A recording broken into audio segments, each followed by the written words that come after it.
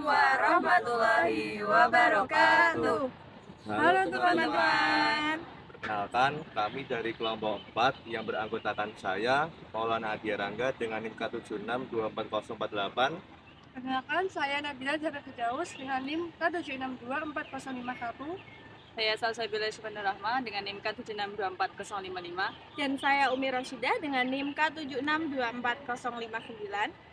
Kami di sini akan mempresentasikan bab 24 tentang mengukur biaya hidup untuk memenuhi tugas mata kuliah ekonomi makro yang diampu oleh Dr. Muhammad Sabandi MSI.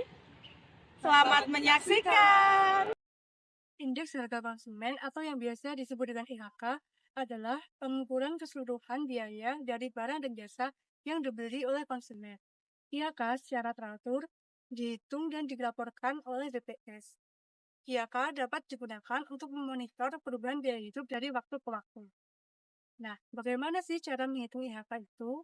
Ada 5 cara yang dilakukan oleh Biro Statistik Tenaga Kerja. Yang pertama adalah tetapkan keranjang. Menentukan harga sangat penting bagi konsumen. Biro Statistik Tenaga Kerja melakukan pembubutan ini dengan melakukan survei kepada konsumen untuk menemukan keranjang barang dan jasa yang dibeli oleh konsumen. Yang kedua, ada temukan harganya. Temukan harga dari setiap masing-masing barang dan jasa yang ada di keranjang pada masing-masing waktu. Lalu yang ketiga, ada hitung biaya keranjang. Gunakan dasar pada harga untuk menghitung biaya dari keranjang barang dan jasa pada waktu yang berbeda. Lalu yang keempat, ada tetapkan tahun dasar dan hitung indeksnya. Tetapkan 1 tahun untuk menjadi tahun dasar yang menjadi acuan terhadap tahun lain yang akan dibandingkan. Nah, setelah tahun dasar terpilih, maka kita dapat menghitung IHK dengan rumus harga dari keranjang barang dan jasa tahun berlaku dibagi dengan harga dari keranjang tahun dasar lalu dikali dengan 100. Lalu yang terakhir atau yang kelima, ada hitung tingkat inflasi. IHK dapat digunakan untuk menghitung tingkat inflasi yang merupakan persentase dari perubahan indeks harga dari periode sebelumnya. Dengan rumus IHK tahun kedua dikurangi dengan IHK tahun pertama, dibagi dengan IHK tahun pertama, dan dikalikan dengan 100. Nah, untuk lebih jelasnya, teman-teman dapat melihat tabel berikut. Permasalahan dalam mengukur biaya hidup. Tujuan utama dari indeks harga konsumen ialah mengukur perubahan pada biaya hidup. Dengan kata lain, indeks harga konsumen mengukur berapa banyak pendapatan untuk menstabilkan standar hidup. Ada 3 permasalahan dalam indeks harga konsumen. Yang permasalahan yang pertama ialah bias substitusi atau substitution bias, di mana setiap harga akan naik setiap tahunnya. Kenaikan dari harga tersebut berbeda-beda pada setiap barang. Konsumen merespon perubahan harga tersebut dengan membeli lebih banyak barang yang kenaikan harganya lebih kecil daripada barang yang kenaikan harganya lebih besar. Konsumen mensubstitusi barang dengan harga yang relatif lebih murah. Apabila indeks harga konsumen tidak mengukur substitusi yang dilakukan oleh konsumen, maka hasil pada indeks harga konsumen dari tahun ke tahun akan tidak sesuai dengan kenyataan. Permasalahan yang kedua ialah pengenalan barang baru. Adanya barang baru membuat variasi pilihan konsumen menjadi lebih beragam, sehingga nilai pada suatu barang menjadi lebih berharga. Namun, indeks harga konsumen hanya mengukur kelompok harga tetap antara barang dan jasa, sehingga perubahan nilai tersebut menjadi tidak dapat terukur oleh indeks harga konsumen. Permasalahan yang ketiga ialah perubahan kualitas yang tidak terukur. Apabila kualitas baik dari satu barang pada satu tahun dan tahun berikutnya menjadi lebih buruk, maka nilai dari harga tersebut menjadi lebih rendah. Apabila barang tersebut menjadi lebih baik kualitasnya, maka nilainya akan menjadi lebih tinggi. Kualitas barang tersebut tidak dapat diukur oleh indeks harga konsumen. Faktor PDB dan indeks harga konsumen. Faktor PDB merupakan rasio antara PDB nominal dan PDB real. PDB nominal merupakan nilai dari keluaran saat ini dengan berdasarkan harga pada saat ini. Sementara PDB real merupakan nilai keluaran pada saat ini dengan berdasarkan pada harga pada tahun dasar. Faktor PDB dan indeks harga konsumen menghitung cepatnya perubahan harga. Kedua penghitung statistik ini memiliki hasil yang sama, tetapi ada 2 perbedaan. Perbedaan pertama, Indikator PDB mencerminkan harga barang dan jasa yang diproduksi secara domestik, sementara indeks harga konsumen menggambarkan seluruh harga barang dan jasa yang dibeli oleh konsumen. Perbedaan yang kedua terletak pada pembuatan harga. Untuk mendapatkan nilai harga, pembuatan harga pada indeks harga konsumen didasarkan pada jumlah seluruh barang dan jasa yang sama bandingkan dengan harga barang dan jasa pada tahun dasar. Sementara indikator PDB membandingkan nilai harga barang dan jasa yang diproduksi saat ini dengan harga barang dan jasa yang diproduksi pada tahun dasar. Nilai uang di berbagai waktu. Apa sih maksudnya? Maksudnya adalah nilai uang yang kita gunakan saat ini akan berbeda nilainya dengan yang akan kita gunakan di masa yang akan datang. Contohnya, uang dengan nilai 1 juta pada saat ini kita pakai untuk membeli sepatu dengan harga yang sama dan merek yang sama. Di masa depan nanti, uang tersebut tidak akan cukup untuk membeli sepatu tersebut dengan nilai yang sama, dengan merek yang sama. Kenapa sih itu? Itulah yang dimaksud dengan penurunan nilai mata uang. Salah satu faktor utamanya dari penurunan nilai mata uang ini adalah inflasi, yang membuat nilai harga barang menjadi naik dan nilai mata uang menjadi turun. Nah, cara mengubah nilai mata uang tahun tersebut menjadi tahun saat ini adalah dengan jumlah dolar hari ini sama dengan jumlah dolar tahun tersebut dikali tingkat harga hari ini dibagi tingkat harga tahun tersebut.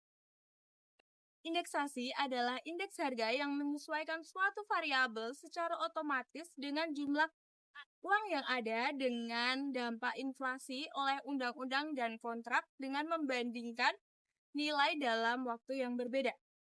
Contohnya, suatu kontrak kerja sebuah perusahaan yang telah mengindeksasikan upah karyawan dengan indeks harga konsumen. Maka secara tidak langsung ketika indeks harga konsumen meningkat, maka upah karyawan tersebut juga meningkat. Ketika kita membicarakan uang di masa depan, kita harus memperhatikan satu faktor yang sangat penting, yaitu inflasi. Ketika Anda menabung di bank saat ini, maka bank akan mengembalikan uang Anda beserta bunganya di masa depan.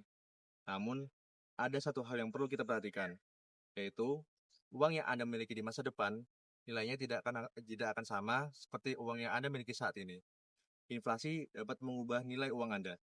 Kita ambil contoh, Reza menabung ke bank sebesar $1.000 saat ini dengan tingkat bunganya sebesar 10%. 1 tahun kemudian, uang yang Reza miliki menjadi $1.100. Tetapi, apakah Reza akan jadi lebih kaya? Jawaban ini tergantung dengan apa yang dimaksud dengan lebih kaya. Reza memang memiliki uang yang lebih baik daripada tahun kemarin. Tapi, apakah daya belinya juga akan bertambah?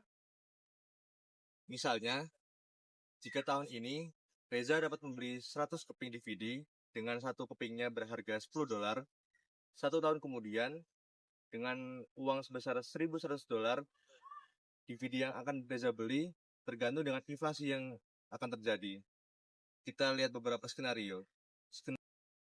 Di skenario yang pertama, jika tidak terjadi inflasi, maka Reza dapat membeli sekitar 110 DVD. Nah, di skenario yang kedua, jika terjadi inflasi sebesar 6%, maka Reza hanya mampu membeli 104 keping DVD. Skenario ketiga, jika terjadi inflasi sebesar 10%, maka daya beli yang Reza mampu hanya sama seperti tahun kemarin. Jadi Reza hanya dapat membeli 100 keping.